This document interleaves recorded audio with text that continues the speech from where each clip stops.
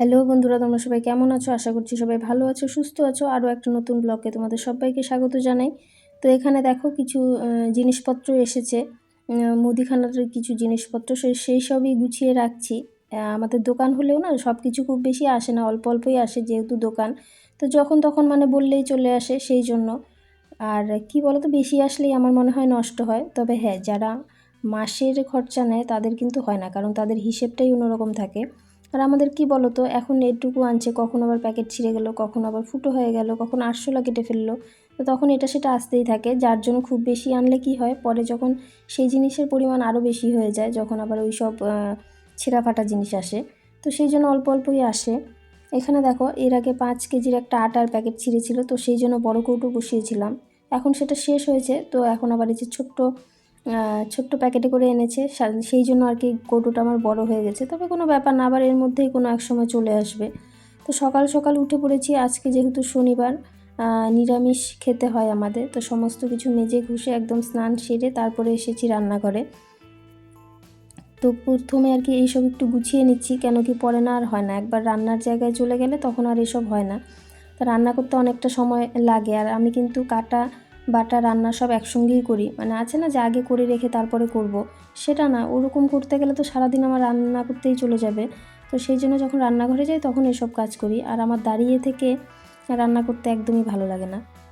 আর গ্যাসে তো সারাক্ষণই যে আগুন দেওয়ার তো কোনো ব্যাপার নেই, গ্যাসটা কোনো রকম জ্বালিয়ে দিয়ে। আর সব কিছু যে তাড়াহুড়ো করে রান্না করা যায় সেটাও না, কিছু কিছু রান্না থাকে খুব ধীরে সুস্থেই করতে হয়।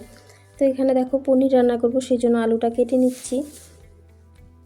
ওইদিকে আমার ডাল রান্না হয়ে গেছে, সাথে মিষ্টি কুমড়োটা ভাজছি, আর এখন করছি আলুটা কাটছি। ওইদিকে ভাজা বসিয়ে দিয়ে এখানে আলুটা কাটছি। আগামীকাল আবার মেয়ের তোমাদের স্কুলের কোর্স আছে, তো সেই জন্য ওদের একটু বোঝোই তো, মানে কি বলি, অন্যরকম একটু এক্সাইটমেন্ট ওর। তো সেই জন্য সারাদিনে একটু খেলাধুলো বেশি করছে, যদিও সারা বছর করে না। যেহেতু খেলা, সেই জন্য এখন একটু নতুন নতুন করছে আর কি। মানে একদম খেলার আগ মুহূর্তে ওদের খেলার তালটা বেড়ে যায়। তো যাই হোক, সেই জন্য কোনো কিছুতেই কোনো কিছু আনতে পারে, কোনো বছর পারে, কোনো বছর পারে না। তো এখানে দেখো, মিষ্টি কুমড়ো ভাজা আমার হয়ে গেছে। প্রচুর খিদেও পেয়েছিল, ওদের খাবার দাবার শেষ। আর আমি তো ঘুম থেকে উঠে শুধু 1 কাপ চাই খাই, আর কিছুই খাই না। তো সেই জন্য এখানে যে খেতে বসে গেছি। আর আমার মেয়ে হচ্ছে খাবে না, সকালে ছাতু খেয়েছিল, তো সেই জন্য ওকে বলেছিলাম ও এখন আর খাবে না, একবারে খাবে। আর তোমরা তো জানোই ক্যারাটের স্কুল আছে, তো তাড়াতাড়ি করতে হচ্ছে। আর একটু জোরও করলাম না, কেন কি আমার রান্না বসাতে একটু দেরি হয়েছে। আর কি বলো তো, দুবার খেতেও পারবে না, সেই জন্য ভাবলাম যে দুপুরবেলা একবারে খাইয়ে দিব, দিয়ে চলে যাব ক্যারাটে স্কুলে। আজকে আবার একটু কুলো মাখা করবো, অনেক দিন থেকেই ভাবছিলাম, এনেও রেখেছি, কিন্তু মাখার সময় হচ্ছে না। সেই জন্য আবার একটু তাড়াহুড়ো করে করছি, কেন কি এসব একটু গুটিয়ে না রাখলে ওটা ওটা করতেও তো দেখো, শুধু মেখে খেয়ে নিলে হবে না, ওটা একটু ধীরে সুস্থে শান্ত মাথায় খেতে হবে, তাহলে না টেস্টও বোঝা যাবে, মজাটাও আসবে। তবে হ্যাঁ, খাবো আমি একা, সাথে আমাদের পাশের বাড়ির এক দিদি আছে সে। আর আমাদের বাড়ির কেউ খায় না, যেহেতু টক। আর টক খেতে আমি ভালোবাসি, খুব বেশিও না, মানে অল্প স্বল্প খেতে ভালোবাসি। তো খাবার দাবার সেরে রান্নাঘরে কাজকর্ম গুটিয়ে চলে এসেছি এখানে আমি। বাড়িতে আপাতত কেউ নেই, শুধু তোমাদের দাদাভাই এসছে একটু আগে। আর আমার মেয়ে গেছে শনি মন্দিরে, যেহেতু ওর বম্মা আজকে পুজো দিচ্ছে, সেই জন্য পুজো দেখতে গেছে। সাথে ঐশী যেহেতু আছে, এটা হচ্ছে বড় ব্যাপার, সেই জন্য ও ওখানে গেছে। আর আমার মেয়ে এসব খেতেও চায় না, সেই জন্য যে এখানে আমি নিজে নিজেই করছি। আমি খাবো, সাথে ওই দিদিকে দিয়ে আসবো। তো এখানে দেখো, একটু লবণ, চিনি, সাথে লেবু পাতা, বাস এইটুকুই, বেশি কিছু দেওয়ার প্রয়োজন পড়ে না। আর কি বলো তো, যখন তোমার ইচ্ছে হবে না, তো মানে যেমন পাবে হাতের কাছে সেটাই অমৃত মনে হবে। অনেক দিন থেকে ইচ্ছে করছিল, কিন্তু সময়ের অভাবে হচ্ছিল না। আর সব থেকে বড় কথা, যেহেতু স্কুলটা বন্ধ মেয়ের, দুপুরবেলাটা ফাঁকা আছি, সেই জন্য। ফাঁকা আছি বললে হবে না, ফাঁকা মানে সময় বের করে নিতে হয়েছে, এটাকে ফাঁকা বলে না। এরপরেও প্রচুর কাজকর্ম থাকে, সেটাকেও করতে হবে। কি বলো তো, মেখে অল্প খেয়ে আর খাওয়ার টাইম পাইনি, রেখে দিয়েছিলাম। তারপরে আবার মেয়েকে এনে ওকে খাইয়ে দাইয়ে তারপরে এসে বসেছি আবার খেতে। কি করব বলো, মানে সব ওর সমস্ত কিছু টাইম মেনটেন করে করতে হয়, আমাদেরটা তো ছেড়েই দাও। এখন আর নিজের জন্য কি করব, যা কিছু করা সবটাই ওর জন্য, আমার মেয়ের জন্য বলছি। তো ওর পিছনে সময়টা দিতে হয় টাইম মতো। আর এখানে দেখো একা একা বসে খাচ্ছি, এটাতে না মজাও আসে না, খেতেও ইচ্ছে করে না। আগেই না ভালো ছিল, সবাই মিলে একসঙ্গে অনেকটা মাখতে হতো, প্রায় এক গামলা হয়েই যেত।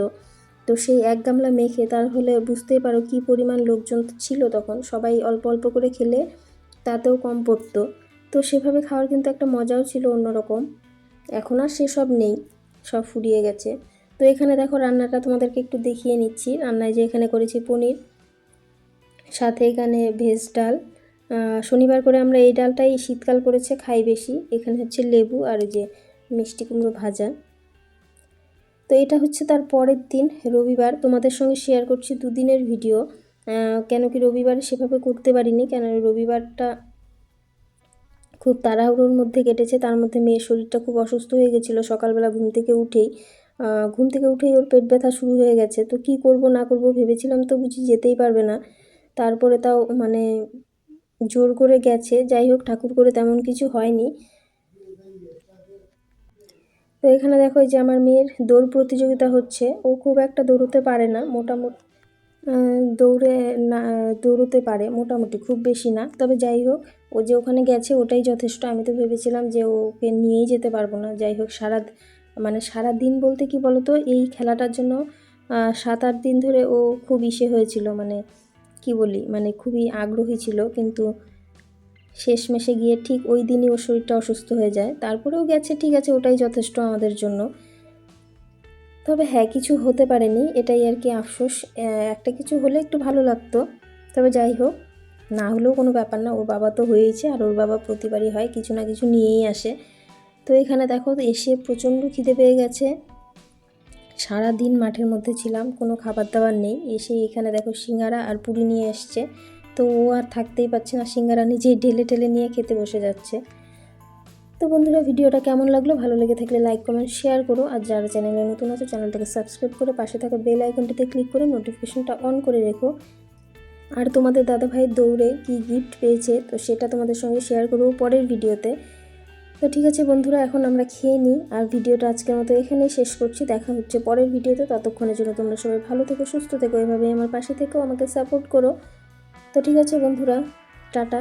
আমরা এখন খেয়ে নিই, জমিয়ে খেয়ে নিই, কেন কি প্রচুর খিদে পেয়েছে। সারাদিন কোনো খাবার দাবার ছিল না, আর মেয়েকে এনেই ভাত খাইয়েছি। তো ঠিক আছে বন্ধুরা, টাটা।